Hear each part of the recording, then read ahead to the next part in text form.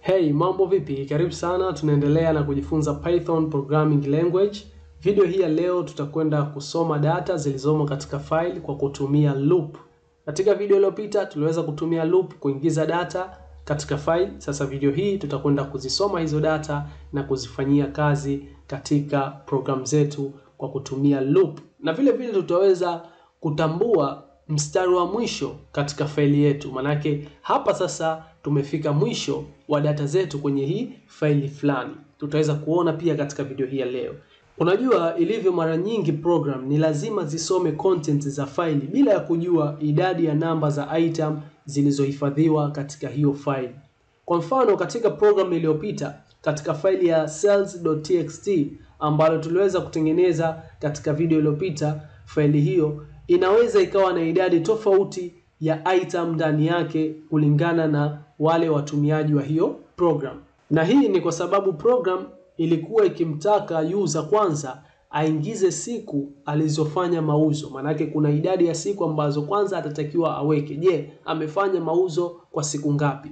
Ataingiza idadi ya zile siku na kisha kila siku aliyoingiza, mfano siku ya kwanza ataingiza sales amount, siku ya pili ataingiza sales amount ambayo ameuza, siku ya tatu ataingiza sales amount aliyouza, mpaka inafika siku ya mwisho kulingana na idadi ya siku ambazo ameweka. Na hizo sales amount ambazo ataingiza kwa kila siku zitakwenda zitahifadhiwa katika file. Kwa hiyo ikitokea ameingiza siku 10, basi sales amount ataingiza 10 kwa kila siku aliyoweka. So inawezekana akaja mwingine naye akatumia program hiyo na yeye akaweka idadi yake ya siku kulingana na mauzo aliyofanya. So ile faili itahifadhi item lakini hazitambulikani zitakuwa ngapi kulingana na wale watumiaji wa hiyo program. Sasa ikiwa ni hivyo, inaweza ikaleta shida kama utahitaji kuandika program ambayo itakuwa ina process item zote zilizomo kwenye file. Kwa mfano katika hii cells.txt file unaona hizi item zilizomo humu. Sasa hivi zimo item 5 kulingana sales amount za siku 5 kulingana na hii idadi aliyoingiza huyu user wa kwanza ambaye ameuza kwa siku 5. Lakini kuna mwingine pengine siku 30, siku 20, siku 100. So unakuta sasa hatuna idadi maalum ambayo faili yetu itakwenda kuhifadhi data. Kwa hiyo hapo ni muhimu kuweza sasa kutumia loop. Kwa mfano jalia unahitaji kuandika program ambayo itasoma amount zote zilizomo katika file, okay, ya cells.txt na kucalculate total yao. Maana hizi amount zote kwa kila siku zijumlishwe zipatikane total. Kufanya hivyo tunaweza tukatumia loop kusoma item zilizomo katika faili yetu, lakini tutahitaji kutambua pale ambapo item ya mwisho katika faili yetu, let's say hapa, imefikiwa. Okay? Sasa katika Python method ya readline huwa ina return empty string wakati ambapo tutajaribu kusoma mwishoni mwa file. Manake itakapofika readline itakaposoma hii amount ya mwisho hapa katika faili yetu, itakapokuja tena kusoma itarudisha empty string. Okay? Sasa empty string tuna uwezo wa kuitumia ikaweza kutufahamisha kuwa data zote ambazo zimo katika file zimeshasomwa. Kwa kupitia loop tunaweza tukadetect kwa kutumia hii empty string ambayo inakuwa returned kutokana na hii method ya readline baada ya kuenda katika file na kuona kuwa item zote tayari zimeshasomwa na hakuna item iliyobaki, itarudisha empty string. So baada ya story zote hizo ambazo tumepiga toka huko mwanzo, waache sasa tuweze kutengeneza program ambayo tutaona vizuri juu ya hiko ambacho tumekizungumza na kuweza kuelewa kitu gani hasa tunamaanisha. Okay, so kuna program ndogo hapa ambayo tutakwenda kuitengeneza. Ni very simple. Tuanze kwa kutengeneza file. So wacha tufungue file. Kwanza wacha nifunge. Okay, file yetu tuiite read_cells. Simple.py.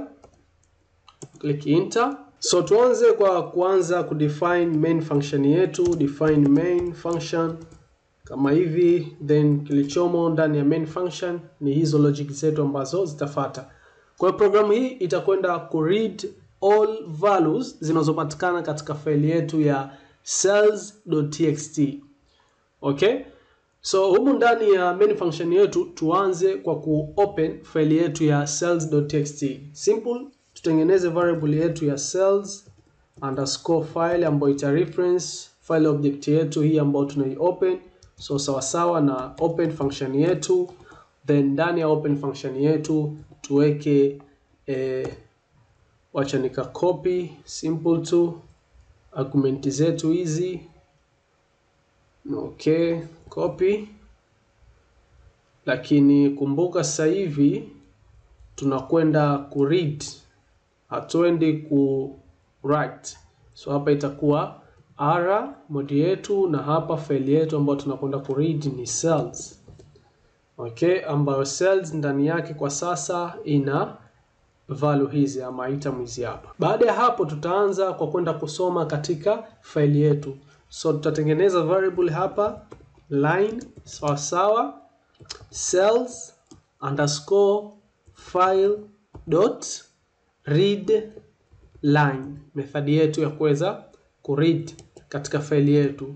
Then baada ya hapo itaweza kureturn string. Kumbuka hatuje convert humu katika cells.txt zipo nambari, lakini kumbuka hizi katika file zinakuwa as string. Ili kuzitumia katika program kama ni nambari itakubidi uweze kuziconvert utakapozitoa katika file. Tumeshajifunza huko nyuma, lakini katika hii variable ya line ya kwanza kabisa kabla kuingia katika loop hatutaweza kuconvert kwa sababu just tunataka tupate ile value tu ya kuweza kucheck je ni string ama sio string ambayo imerudishwa humo. So baada ya kuweza kutengeneza variable ya line ambayo itakwenda ku read value katika ile file yetu, tutengeneze loop sasa hapa. Sasa hii loop ambayo tunakwenda kuitengeneza hapa itakapokuwa inafanya kazi, endapo hii variable ya line italeta value, itareturn kutoka katika file na kuleta jibu la value fulani instead ya kuleta empty string, basi loop yetu itafanya kazi. Lakini ikipatikana tu empty string, moja kwa moja loop yetu itaweza kuterminate hapo, ikionyesha kuwa tayari file yetu hakuna item ambayo ipo, tayari item zote zimesha somwa ama katika file hakuna item hata moja. So moja kwa moja hapa loop yetu tutatumia while keyword, then variable yetu ya line ambayo tutaweka condition yetu not equal to empty string. Ikiwa line ambayo ni hii ambayo inakwenda kusoma katika file yetu itarudisha jibu la value fulani pengine, kwa hiyo itakuwa sio empty string, manake ni kweli hapa italeta jibu hilo, itafanya kazi loop yetu. Lakini ikitokea imeleta empty string hii variable ya line, so ikicheck hapa condition line ambayo ni empty string is not equal to empty string, sio sawa na empty string, sio kweli ni sawa. Kwa hiyo kama sio kweli itaterminate hii while loop yetu. So wacha tuweze kuweka colon, tuingie ndani ya loop tuone logic gani ambazo tunaweza kuziweka huko ndani ya loop. Sasa kitu ambacho tunakwenda kukifanya ni kuconvert hii variable yetu ya line ambayo itakuwa inaingia kwa mara ya kwanza kutoka variable ya juu hiyo ya line itakapoenda ku read, kwa sababu lazima tuweze kusoma kwa mara ya kwanza ije value ambayo tutapitisha katika hii condition yetu kwenye while loop. So hapa tutaenda kuiconvert na kuweka katika variable hii ya amount sawa na float. Hii ndio function yetu ya kuweza kuconvert variable yetu ya line tunaingiza ndani. Kwa hiyo kama imekuja na nambari hii hapa ikiwa as a string, ikija hapa kwa mara ya kwanza ni 200.0, so itaangalia je line is not equal to empty string. Je 200.0 sio sawa na empty string? Kweli sio sawa, itaingia ndani. Kiingia ndani inakutana na variable hii ya amount ambayo inaenda kuconvert hiyo line iliyoingia humu ndani ambayo ni ile 200.0 ambayo kama ni string, lakini sasa hapa tunaiconvert na kuihifadhi katika variable ya amount ikiwa ni nambari sasa. Okay, ambayo ni 200.0.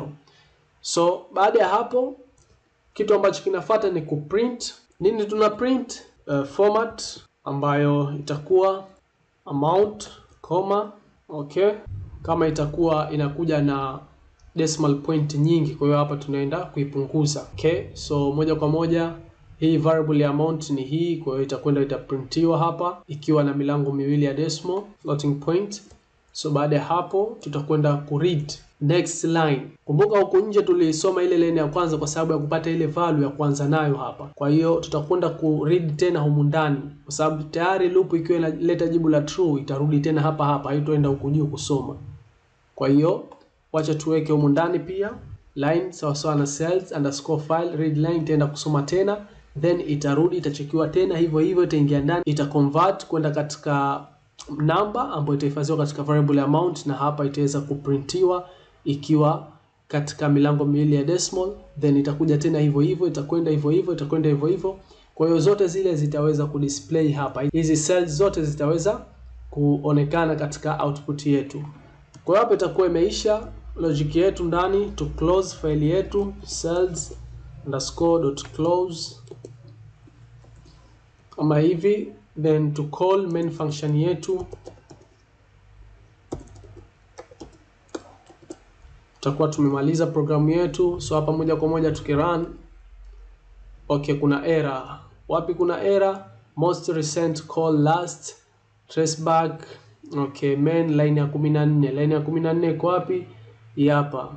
Okay, line ya 14 inasema kuna error main. No, error iko wapi? Line 9, line ya 9, line ya 9 hapa. Print amount. Where is error? Where is error? 2. Okay, nimeweka hapa, ilitakiwa iwe hivi. Okay, ije mistake kidogo, so acha tuweze kurun tena tuone, and boom. Okay, tumeweza kusolve error. Error ni kitu cha kawaida, so angalia error yako umepata wapi, angalia kitu gani ambacho umekikosea, maybe syntax error ama just in logic, tutaangalia. So unaona output ambayo tumeipata tayari, zile namba ambazo zimo katika faili hii ya cells.txt tumeweza kuzisoma kwa kupitia loop na zimeweza kudisplay hapa. So hapa kwa kutumia logic hii ya programu hii ambayo tumeitengeneza, hata katika hii cells kuwe na value hata 200, zote zitaweza kudisplay hapa. Kwa kutumia logic hii tu ya mistari 3-4 hii, basi unaweza kufanya hivyo. Instead ya kuandika read line ziwe 100 kwa kudisplay item 100 zilizomo katika file, unatumia loop na kuweza kutengeneza condition yako hapa na kuweza kutoa output kile kilichomo ndani ya hiyo file. Na haijalishi kama ikiwa zaidi ya 100, ikiwa zaidi ya 200, kama unavyojua loop inavyofanya kazi. Na hii empty string ndio ambayo itadetect kuwa tayari line zote zimeshatolewa tayari. Hapa ndio mwisho wa faili yetu. So nadhani umeweza kunielewa kile ambacho nilitaka kukupa leo katika video hii. Fanyia mazoezi huko, utapata kuelewa vizuri zaidi. Kama hujanifahamu, like video hii, subscribe channel yangu ya YouTube, lakini pia usikose video ambayo inafuata. Tutakuja kujifunza kitu kingine katika hii mada ya file. Bado tupo tunaendelea, kuna vitu vya kuweza kujifunza. Asante sana.